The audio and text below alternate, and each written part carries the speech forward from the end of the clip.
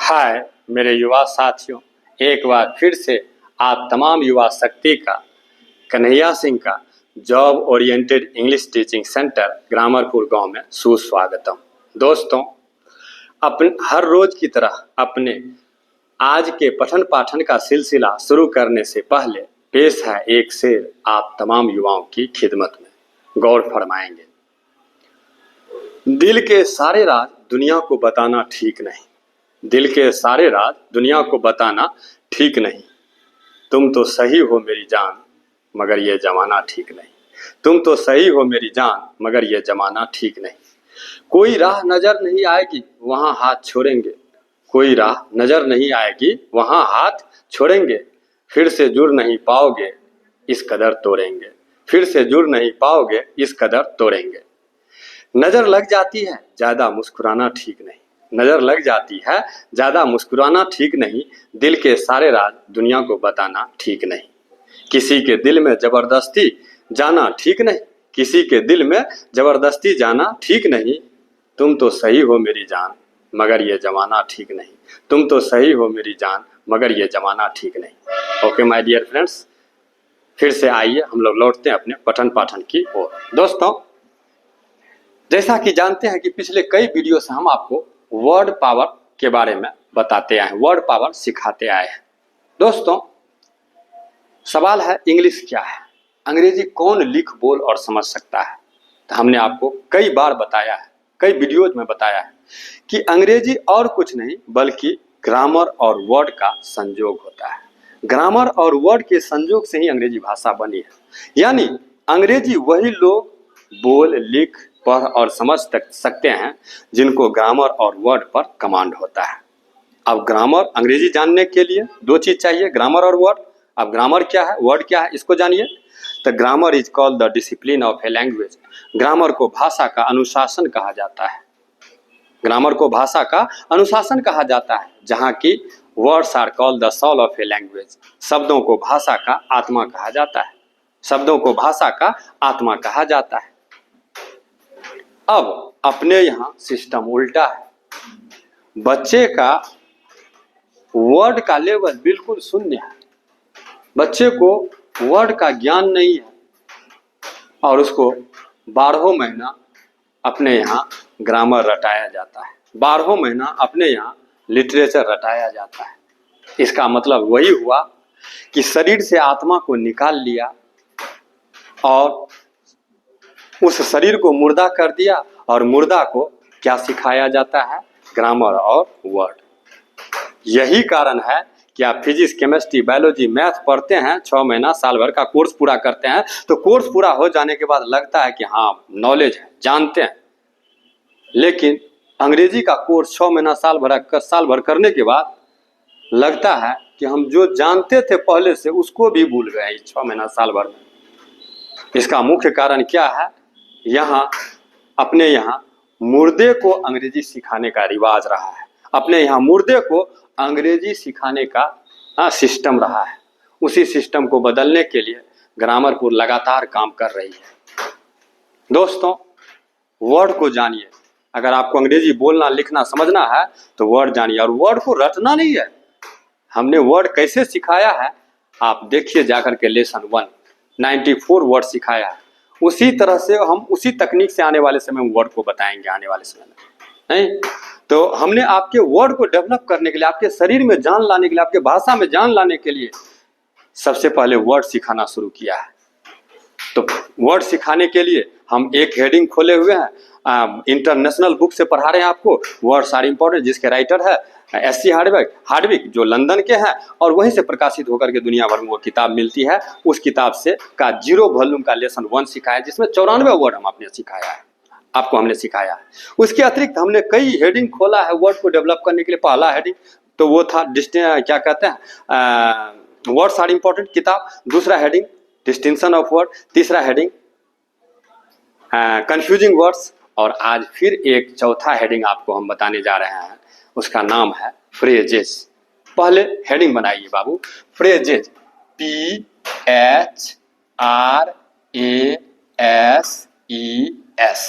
Phrases. PHRASES।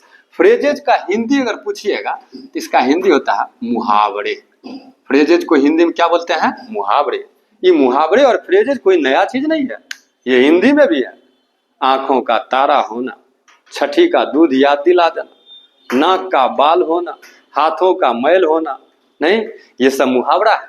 और यही मुहावरा इंग्लिश में भी है। उसी मुहावरा को क्या बोलते हैं? फ्रेज। तो सबसे पहले व्हाट इज फ्रेज? क्वेश्चन है, क्वेश्चन लिखिए। What is phrase? Question, what, WHAT, what is phrase? PHRASE। Phrase क्या है? तो आंसर लिखिए बाबू, आंसर को इन्वर्टेड कॉमा में लिखिए। लिखिए ए फ्रेज, PHRASE। फ्रेज के नीचे में अंडरलाइन कर दीजिए, तरंग बना दीजिए, वेव बना दीजिए। Is, IS, the, THE, the, combination, COMBINATION, combination of, of, words, WORDS, words. A phrase is the combination of words or group, GROUP, group of words, WORDS, which does not, DOES, does not convey, CONVEY, convey the complete, COMPLETE, complete sense, SENSE। Inverted को आप बंद कर दीजिए, ठीक है। एक बार पढ़ देते हैं, मिला लीजिए अपने कॉपी में। A phrase is the combination of words or group of words which does not convey the complete sense. इसमें एक वर्ड हमको लगता है ये कन्वे, आपको इसके बारे में पता नहीं होगा। कन्वे बहुत हाई लेवल का वर्ड है। तो कन्वे मतलब क्या होता है? तो लिखिए टू इंडिकेट, INDICATE, या टू डिनोट, DENOTE, और हिंदी मीनिंग बताना या इंगित करना, बताना या इंगित करना ना। तो कन्वे मतलब टू इंडिकेट, टू डिनोट, बताना या इंगित करना। तो इसका हिंदी जरा सा आप लिख लीजिए, हम लिखा रहे हैं, लिखिए। मुहावरा शब्दों का या शब्द समूहों का, मुहावरा शब्दों का या शब्द समूहों का वह संयोग होता है, सोम अनुस्वार यो का ग, संयोग होता है जिसका पूर्ण अर्थ नहीं होता है, जिसका पूर्ण अर्थ नहीं होता है। एक बार और इंग्लिश में, a phrase is the combination of words or group of words which does not convey the complete sense. Convey मतलब टू इंडिकेट या टू डिनोट, बताना या इंगित करना। हिंदी में परिभाषा, मुहावरा शब्दों का या शब्द समूहों का वह संयोग होता है जिसका पूर्ण अर्थ नहीं होता है। यानी मुहावरा किसके संयोग से बनता है? शब्दों के संयोग से। तो शब्दों का ऐसा संयोग जिसका कंप्लीट अर्थ नहीं होता है, जिसका पूर्ण अर्थ नहीं होता है, वही क्या कहलाता है? मुहावरा। जैसे अगर हम कहें ब्रेक द आइस, BREAK, जैसे में ले लीजिए एग्जाम्पल में, ब्रेक द आइस, तो ये फ्रेज है। ये क्या है? फ्रेज है। क्यों? क्योंकि फ्रेज इसीलिए है क्योंकि इसका पूर्ण अर्थ नहीं होता है। फ्रेज किसके संयोग से बनता है? शब्दों के संयोग से। कितने शब्दों के संयोग से? तो कम से कम फ्रेज में 2 शब्द होना चाहिए, 2 या 2 से ज्यादा। तो 2 या 2 से ज्यादा शब्दों के संयोग से, संयोग 2 या 2 से ज्यादा शब्दों का ऐसा संयोग जिसका पूर्ण अर्थ नहीं होता, उसी को क्या बोलते हैं? फ्रेज। अभी ब्रेक द आइस फ्रेज है, एग्जाम्पल में लिखेंगे ब्रेक द आइस फ्रेज है। क्यों? क्योंकि इसका पूर्ण अर्थ नहीं होता है, इसका पूर्ण अर्थ नहीं है। अगर पूर्ण अर्थ होता, कंप्लीट अर्थ होता, तो ब्रेक मतलब तोड़ना, आइस मतलब बर्फ, इसका मतलब होना चाहिए बर्फ को तोड़ना। नहीं, ब्रेक द आइस मतलब बर्फ को तोड़ना नहीं है, इसका मतलब है to start. Break the ice का क्या मतलब है? टू स्टार्ट, START, स्टार्ट, या टू बिगिन, BEGIN, या टू इनिशिएट, INITIATE।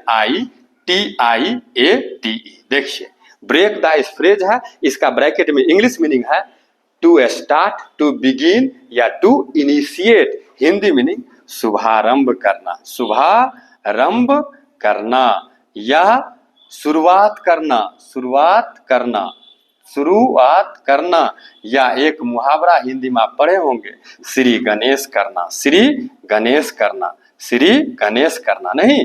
तो श्री गणेश करना ये मुहावरा है, इसका इंग्लिश में फ्रेज क्या है? Break the ice. तो ब्रेक द आइस ये फ्रेज है। क्यों? क्योंकि इसका पूरा अर्थ नहीं है। बर्फ को तोड़ना इसका मतलब नहीं है। इसका मतलब है ये फ्रेज का पूरा अर्थ नहीं होता है। तो क्या होता है? तो इसका विद्वान लोग, विशेषज्ञ लोग, भाषा के विशेषज्ञ लोग मीनिंग बनाए हुए हैं। उस मीनिंग को हम जैसे आम इंसान को पढ़ना पड़ता है, सीखना पड़ता है।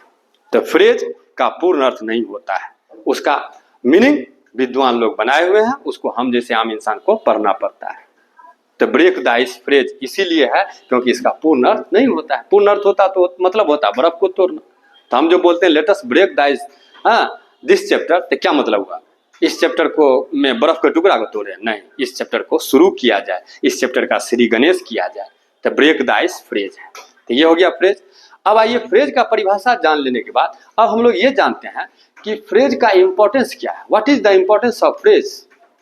तो अंग्रेजी भाषा में फ्रेज का महत्व है कि फ्रेज का महत्व है, कहा गया है कि a language without phrase is just like a beautiful dish missing salt. Phrase क्या? फ्रेज के बिना भाषा उस सुंदर भोजन के समान होता है जिसमें नमक डालना ही भूल गया। बहुत सुंदर डायलॉग है।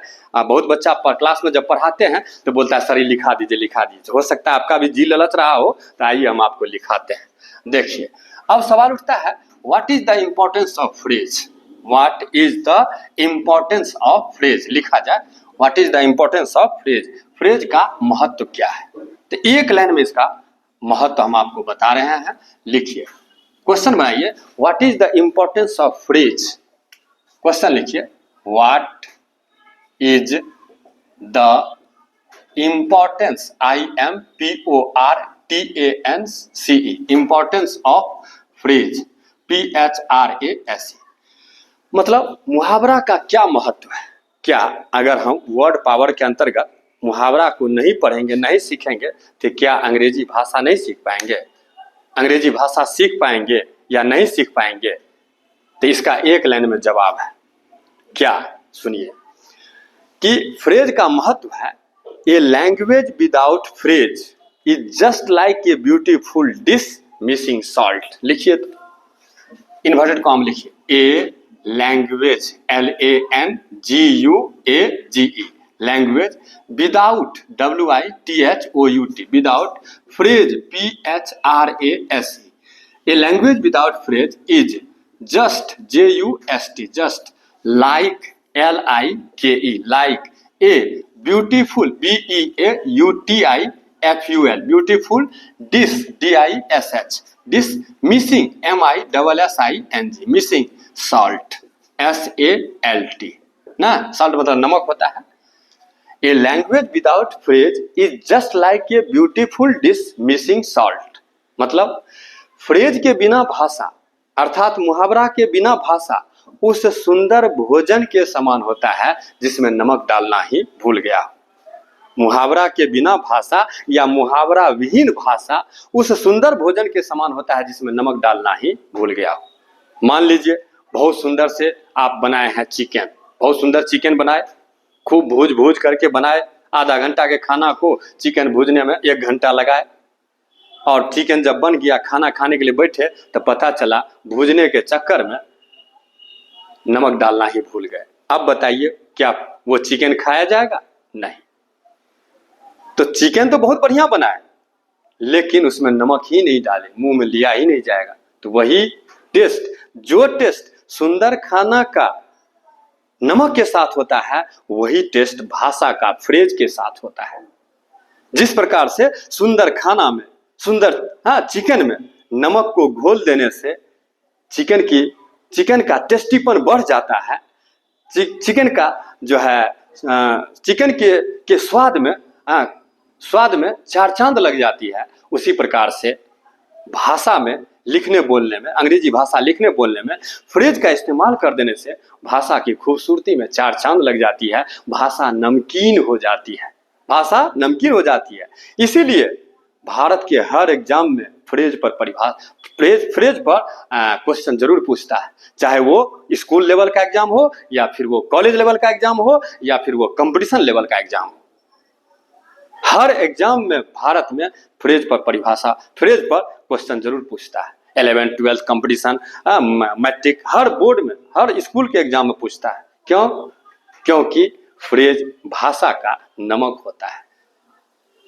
जिस तरह से सुंदर खाना में नमक घोल देने से सुंदर खाना और स्वादिष्ट हो जाता है, उसी प्रकार से अंग्रेजी भाषा लिखने बोलने में फ्रेज का इस्तेमाल कर देने से अंग्रेजी भाषा की खूबसूरती में चार चांद लग जाती है, अंग्रेजी भाषा नमकीन हो जाती है। इसीलिए आपको लालच दिया जाता है हर एग्जाम में कि बच्चा फ्रेज पढ़े, फ्रेज पढ़िएगा तो भाषा नमकीन होगा। तो इसीलिए यही है फ्रेज का महत्व अपने इंग्लिश भाषा में। अब आइए फ्रेज का महत्व जान गए, फ्रेज क्या है ये भी जान गए, तो अब आइए फ्रेज आज से हम आपको सिखाना शुरू करते हैं। और फ्रेज हम आपको अल्फाबेटिकली देंगे, पहले ए से, फिर बी से, फिर सी से, फिर डी से। तो आज हम अल्फाबेट, फर्स्ट अल्फाबेट ए से हम आपके लिए शुरू कर रहे हैं, यानी जो भी फ्रेज देंगे वो ए से शुरू होगा, फ्रेज ए से। तो आज पहला लेटर ए से शुरू कर रहे हैं फ्रेज, और ए से हम 5 फ्रेज देंगे आज। आइए सबसे पहले फ्रेज देंगे, फिर उसका इंग्लिश मीनिंग ब्रैकेट में देंगे, फिर उसका इंग्लिश मीनिंग और फ्रेज का हिंदी मीनिंग बताएंगे, और फिर अंत में एक वाक्य बना देंगे, इंग्लिश में भी हिंदी में भी। इतना काम कर देंगे, इतना काम को आप लिख लिख करके घर पर प्रैक्टिस करिएगा, देखिएगा सब आपको सेट करना शुरू हो जाएगा। तो आइए आज पहला लेटर ए से शुरू कर रहे हैं, और पहला फ्रेज बाबू लिखा जाए। पहला फ्रेज लिखिए, ऑल इन ऑल, इसको अंडरलाइन कर दीजिएगा, all in all. All in all ये फ्रेज है, और इस फ्रेज का मतलब क्या हुआ, तो ब्रैकेट में लिखिए all, A double L, all powerful, POWERFUL। Hindi meaning हुआ ऑल इन ऑल पावरफुल का हिंदी मीनिंग हुआ सर्वे सर्वा, सर्वे सो व में ए का रेप, सो वा का रेप, सर्वा, या सर्वशक्तिमान, सर्वशक्तिमान। सर्वे सर्वा या सर्वशक्तिमान के लिए आप 2 इंग्लिश सीखे, एक फ्रेज और एक इंग्लिश मीनिंग, दोनों को यूज कर सकते हैं, लेकिन फ्रेज यूज करिएगा तो वही भाषा नमकीन हो जाएगी, भाषा की खूबसूरती में चार चांद लग जाएगी। तो सर्वे सर्वा या सर्वशक्तिमान के लिए क्या फ्रेज बना है, all in all, English meaning all powerful. अब एक वाक्य बना देते हैं ताकि फ्रेज का यूज करने सीख जाइएगा। जैसे कहना है भगवान इस दुनिया में सर्वशक्तिमान है, जैसे लिखिए एग्जाम्पल में, भगवान इस दुनिया में सर्वशक्तिमान है, सर्वशक्तिमान है। अब इसको इंग्लिश में कैसे बोलेंगे, तो देखिए भगवान का अंग्रेजी क्या हो जाएगा, गॉड, हाय का अंग्रेजी क्या हो जाएगा, इज, सर्वशक्तिमान का all in all, all in all, इस दुनिया में, in this world, in this world, THIS, this world, यानी God is all in this world, भगवान इस दुनिया में सर्वशक्तिमान है, God is all in this world. ये जो फ्रेज यूज किए हैं ऑल इन ऑल को अंडरलाइन कर दीजिए, तो God is all in this world, भगवान इस दुनिया में सर्वशक्तिमान है। तो ये फ्रेज हुआ पहला। आइए दूसरा फ्रेज देखते हैं। ऑल इन ऑल के बाद दूसरा फ्रेज लिखिए, ऑल इन ऑल के बाद दूसरा फ्रेज हम लोगों का है एबव ऑल, लिखा जाए above all, ABOVE, above all लिखिए, ABOVE, एबव ऑल। दूसरा में लिखिए ABOVE,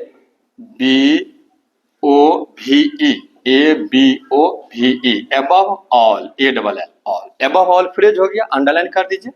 इसका इंग्लिश में लिखिए at the top, TOP, top of, web of. तो एबव ऑल का इंग्लिश मीनिंग हुआ at the top of, above all, at the top of, सबका मतलब हुआ सबसे ऊपर, सबसे ऊपर या सर्वोपरि, सबसे ऊपर या सर्वोपरि, ओ का रे पर का परि, सर्वोपरि। तो अब एबव ऑल का इंग्लिश मीनिंग हुआ at the top of, Hindi meaning हुआ सबसे ऊपर या सर्वोपरि। अब जैसे कहना है मेरे पिताजी मेरे परिवार में सबसे ऊपर है, मेरे पिताजी मेरे परिवार में सबसे ऊपर है। एग्जाम्पल में लिखिए, मेरे पिताजी मेरे परिवार में सबसे ऊपर है, सबसे ऊपर है। तो मेरे पिताजी मेरे परिवार में सबसे ऊपर है, पहले क्या लिखेंगे, मेरे पिताजी, माय फादर, FATHER, हैं, इज। अब सबसे ऊपर के लिए above all, ABOVE, above all. अब मेरे परिवार में तो in my family, in my family. तो my father is above all in my family. मेरे पिताजी मेरे परिवार में सबसे ऊपर है, नहीं। अच्छा, ये हो गया दूसरा फ्रेज। तीसरा फ्रेज हम लोग लिखें, आइए। तीसरा फ्रेज है एबव बोर्ड, एबव बोर्ड लिखा जाए। तीसरा फ्रेज लिखिए, बेसिक फ्रेज सब हम आपको देंगे जो रिटन स्पोकन में काम आएगा, आइए, और एग्जाम में भी काम आएगा। हर लिहाज से महत्वपूर्ण है ये फ्रेज।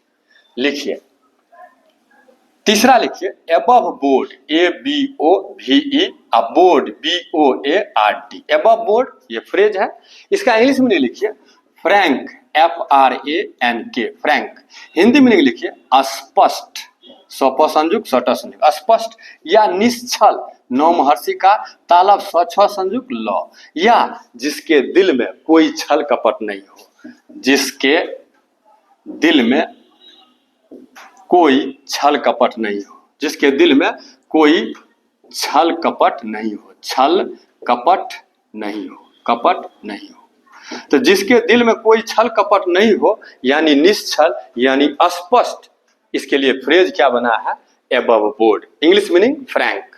अब बताइए, हम आपसे पूछना चाहेंगे, बताइए आपकी जिंदगी में वो कौन ऐसा शख्स है एकमात्र जिसके दिल में आपके लिए कोई छल कपट नहीं है। तो इसका एक ही आंसर हो सकता है, चाहे वो मनुष्य हो या जानवर हो या पशु पक्षी हो, वो सिर्फ और सिर्फ माँ होती है। एक माँ ही वो प्राणी होती है जिसका अपने बच्चे के लिए कोई छल कपट दिल में नहीं होता है। निस्वार्थ माँ आपके गंदे कपड़े को धोती है, निस्वार्थ होकर के माँ आपके जूठे बर्तन को धोती है, जब तक उनके तन में, जब तक उनके शरीर में सांस रहता है। माँ ऐसी प्राणी होती है, वो हर जीव जंतु से लेकर के पेड़ पौधे और हर इंसान में होता है माँ। तो माँ ही एक ऐसा प्राणी है इस दुनिया में जिसका अपने बच्चे के लिए कोई छल कपट नहीं होती है। वो निस्वार्थ होकर के सारी उम्र, जब तक उसके जिस्म में सांस रहता है, अपने बच्चे के लिए काम करती है। एक बार क्या हुआ, जंगल से होकर के माँ और बेटे गुजर रहे थे, सामने में लायन आया, सिंह। लायन को देख करके बच्चा डर गया और बच्चा कहता, मेरी माँ को खा लो, हमको छोड़ दो। और जानते हैं माँ क्या बोलती है, बच्चे को आंचल में छुपा करके विनती करती है सिंह से, लायन से, कि मेरे बच्चे को छोड़ दो, अब मुझे खा करके अपनी भूख मिटा लो। वही होती है माँ। माँ अपने बच्चे के लिए अपना जान लुटा देती है। ऐसे ये माँ वर्ड के, माँ शब्द को मैं सलाम करता हूँ सर झुका करके, माँ वही होती है। तो आइए माँ पर ही एग्जाम्पल देते हैं। जैसे कहना है, मेरी माँ स्वभाव से निश्चल है, मेरी माँ स्वभाव से निश्चल है, नौ महर्षि का स्वच्छ संयुक्त ल, निश्चल है, मतलब उसके दिल में कोई छल कपट नहीं है। मतलब मेरी माँ माँ के दिल में कोई छल कपट नहीं है। तो कैसे बोलेंगे, मेरी माँ, माय मदर, MOTHER, इज। अब लिखिए निश्चल का लिख लीजिए, above board, ABOVE, above board, BOARD, underline कर दीजिए, एबव बोर्ड। अब बाय नेचर, बाय नेचर मेरी माँ स्वभाव से निश्चल है, मतलब उसके दिल में कोई छल कपट नहीं है, बिना स्वार्थ की है मेरी माँ, बिल्कुल सीधी सादी है। आइए, ये माँ, ये एबव बोर्ड हो गया। तो अभी देखिए फ्रेज जो है हम शुरू किए सबसे पहले भगवान से, एबव ऑल, उसके बाद पिताजी भगवान ही हैं, उनसे, और फिर माँ, तीनों भगवान से हमने फ्रेज स्टार्ट किया। अब आगे बढ़ते हैं और लिखिए अगला फ्रेज है 4 नंबर में। लिखिए 4 नंबर में फ्रेज आपका हो जाएगा, लिखा जाए आफ्टर ऑल। लिखिए AFTER, after, AFTER, after all. After all phrase हुआ, इसका इंग्लिश मीनिंग लिखिए despite all, DESPITE, despite all. Hindi meaning लिखिए सबके बावजूद, सबके बावजूद, बावजूद, या एक और वर्ड यूज कर सकते हैं आखिरकार, आखिरकार। जैसे कहना है सबके बावजूद इंसान इंसान होता है जानवर नहीं, सबके बावजूद इंसान इंसान होता है जानवर नहीं। आइए एग्जांपल में लिखिए, सबके बावजूद, बावजूद इंसान इंसान होता है, इंसान कॉमा दे दीजिए, तब लिखिए इंसान होता है कॉमा फिर दीजिए जानवर नहीं, जानवर नहीं। सबके बावजूद इंसान इंसान होता है, इंसान इंसान होता है जानवर नहीं। इसको इंग्लिश में कैसे बोलेंगे? तो सबके बावजूद तो लिखिए after all, after all comma दे दीजिए, सबके बावजूद आफ्टर ऑल इंसान इंसान होता है मतलब man is man, comma not an animal, animal. सबके बावजूद इंसान इंसान होता है जानवर नहीं मतलब after all man is man not an animal. दोस्तों इसका क्या मतलब हुआ? सबके बावजूद इंसान इंसान होता है जानवर नहीं। इसका मतलब यही हुआ कि आज इंसान ऐसे ऐसे काम को अंजाम दे रहे हैं, आज मानव जाति ऐसे ऐसे काम को उसके अंजाम तक पहुंचा रहे हैं जो काम देखकर एक जानवर भी शर्म से नजरें झुका ले। आज इंसान खून का प्यासा हो गया है, चंद सिक्के के लिए इंसान दूसरे का गला घोट देते हैं, जानवर ऐसा नहीं करते हैं। लेकिन फिर भी जानते हैं इंसान इंसान ही कहलाता है, जानवर नहीं। वो लाख, मान लीजिए लाख गुनाह से गुनाहों पर गुनाह कर रहा है, लेकिन फिर भी इंसान इंसान ही कहलाता है, जानवर नहीं। नहीं तो सबके बावजूद इंसान इंसान होता है जानवर नहीं, after all man is man not any animal. और लास्ट फ्रेज आज का क्लास का लिखिए पांचवा फ्रेज एट ऑल लिखिए। बहुत इंपॉर्टेंट ये फ्रेज है, कई बार 11th 12th 10th में पूछा गया है इसको, और यहाँ तक कि एनडीए एग्जाम में भी पूछा गया है। जरा सा ध्यान दीजिए क्या है वो पांचवा एट ऑल। अब जरा सा देखते हैं, ये इसमें मोस्ट इंपॉर्टेंट है, चिन्ह लगाइए, बार बार एग्जाम में पूछा गया है। एट ऑल मतलब होता है completely, COMPLETELY, completely. Hindi meaning पूर्णतः या बिल्कुल, बिल्कुल बहुमर्ची का लौ का संयुक्त हर्षु का लौ, बिल्कुल या एकदम, एकदम ना। अच्छा अब सवाल उठता है फ्रेज एग्जाम में इतना पूछता क्यों है ये? इसके पीछे कारण है, इसमें दाव पेच है। दाव पेच क्या है? तो एट ऑल एक ऐसा फ्रेज है जो हमेशा निगेटिव सेंटेंस में यूज होता है, पॉजिटिव में नहीं।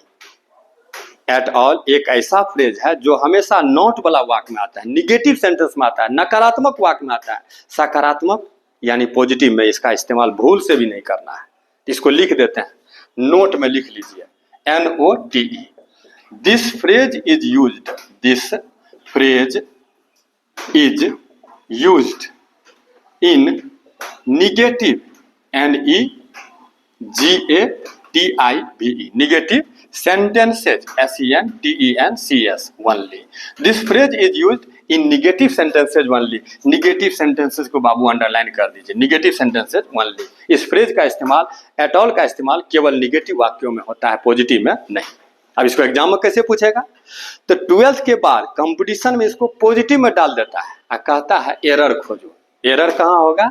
पॉजिटिव में। निगेटिव में इसका यूज होता है नहीं, इसको पॉजिटिव वाक्य में डाल करके आपको एरर खोजने बोलता है, तो एरर पॉजिटिव में होगा। आप बोर्ड में क्या पूछता है 11th 12th और 10th में, बोर्ड में स्कूल लेवल के एग्जाम में ये फ्रेज दे देगा एट ऑल, कहेगा इसका इंग्लिश मीनिंग खोजो या वाक्य बनाने दे देता है। तो 12th में तो वाक्य बनाने नहीं देता, पहले देता था, अब इसका क्या कर देता है एट ऑल का इंग्लिश मीनिंग खोजने कहेगा। तो एट ऑल का इंग्लिश मीनिंग खोजिएगा, कंप्लीटली 4 गो ऑप्शन होगा, उसमें से वो कंप्लीटली होगा, पूर्णतः एकदम। तो आइए अब इसको एक फ्रेज एग्जांपल से देख लेते हैं। जैसे कहना है मैं अंग्रेजी बिल्कुल नहीं जानता हूं, मैं अंग्रेजी बिल्कुल, देखिए निगेटिव आया, नहीं जानता हूं, जानता हूं कैसे बोलेंगे? ये प्रेजेंट इंडेफिनिट है, पॉजिटिव है, I do not, sorry negative है, प्रेजेंट इंडेफिनिट का निगेटिव है, आई डू नॉट नो, मैं नहीं जानता हूं क्या चीज? इंग्लिश। कितना नहीं जानता हूं? तो बिल्कुल, तो at all, at all, at all को अंडरलाइन कर दीजिए, एट ऑल। आइए देखिए डू नॉट को अंडरलाइन कर दीजिए, देखिए निगेटिव आया। तो मैं अंग्रेजी बिल्कुल नहीं जानता हूं, I do not know English at all. आप इसको ऐसे नहीं लिख सकते हैं, I know English at all. मैं अंग्रेजी बिल्कुल जो है बिल्कुल जानता हूं, ये गलत है। I know English at all नहीं होगा, क्या होगा? I do not know English at all. क्यों? एट ऑल एक ऐसा फ्रेज है जिसका इस्तेमाल हमेशा निगेटिव सेंटेंस में होता है, पॉजिटिव सेंटेंस में बिल्कुल नहीं होता है। इसको लिखा भी दिया है मैंने। तो आज हम लोग 5 फ्रेज पढ़े। ये पांचों फ्रेज को आप बोल बोल करके 10 बार लिखिए, इंग्लिश में भी हिंदी में भी वाक्य सहित, रट याद कर जाइए इसको। नहीं तो आज क्या क्या फ्रेज लिखे, तो आज हम लोग पढ़े एट ऑल, सबसे पहला फ्रेज पढ़े ऑल इन ऑल, दूसरा पढ़े एबव ऑल, तीसरा एबव बोर्ड, चौथा आफ्टर ऑल और पांचवा एट ऑल। सबका इंग्लिश मीनिंग लिख लिख करके वाक्य के साथ वाक्य सहित इसको याद कर जाइए। बड़ी सुंदर सुंदर छोटा छोटा वाक्य दिया है, याद कर जाइए। तो आज का क्लास बस यहीं तक। अच्छा क्लास कैसा लगा जरूर आप हमें कमेंट में, लाइक में बताइए, और चैनल को जरूर सब्सक्राइब कीजिए और दूसरे को भी सब्सक्राइब कराइए। Okay my dear friends, thank you.